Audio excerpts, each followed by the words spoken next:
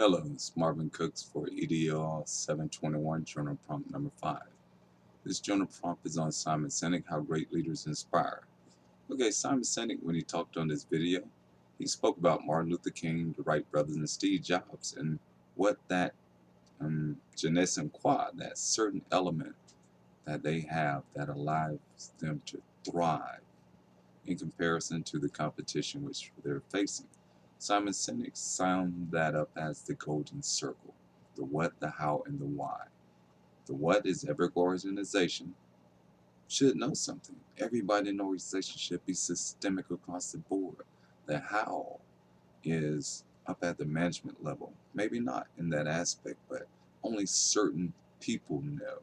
Some people know, some people don't, but the people that need to know have the right values, the right intellectual property and position to make something happen. The why, only a few select people know. They're the ones that are really running things.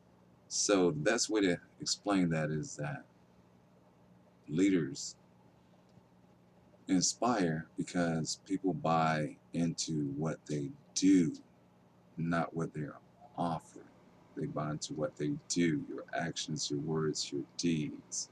It doesn't match up. So before this, I was listening to Betsy Ross. Betsy Ross is an amazing artist, was an amazing artist. She wrote this song called Backwater Blues.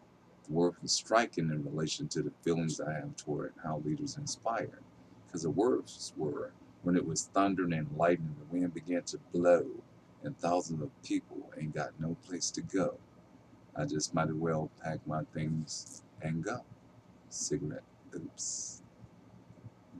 Ain't no place for this poor girl to go. So for this assignment, I want to do something different. I want to talk about the political situation which we find ourselves with these two well-spoken, inspirational leaders called Joe Biden and Donald Trump. Well, both are inspiring. Both are great speakers. They know their what, their how, and their why, even though they get them confused. They know them. And all of them equal power, vanity, prestige. It doesn't equal people. Smoke is distracting. But oh well, I'm a smoker. And it is my journal. I got 7 minutes, so let's get to it. So, those are the things. All their whys, hows, and whats are the same thing. Power with vanity, not equaling people. So, let's take a look at Joe Biden. Then we'll talk about Trump a little bit. He, when it comes to the African American male, he just doesn't have a really good record. So that's what I'd like to talk on. Why I don't believe him in 2020.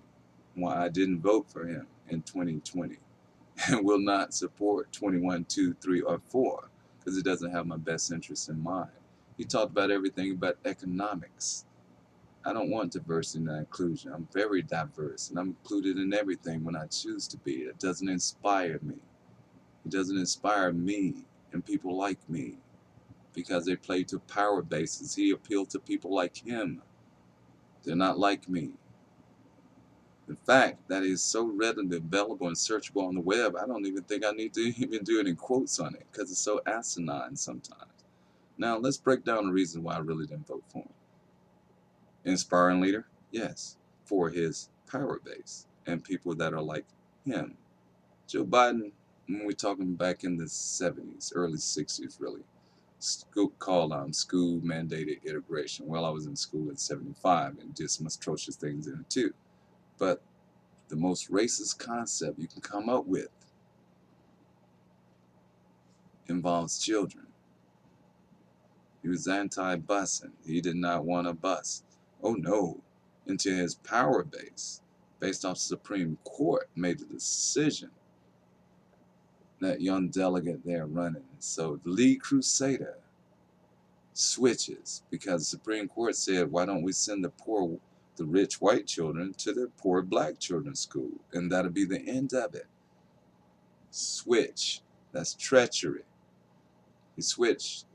Now he wanted to bust the black children.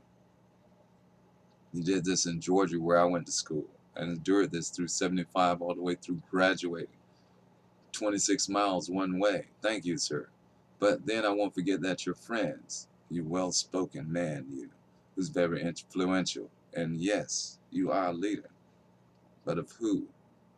Your strong friend, Strong Thurman, passed. Senator Byrd, passed, was staunch KKK and racist, who you spoke very well of their funeral. Very motivational, very inspirational, great leader, just not for me. Not in 2020 at 52 years old. I served 30 years in the military, served 2 tours on presidential detail, one of which was with him. Different. Can't talk about it, but I didn't like it. So it's personal as well.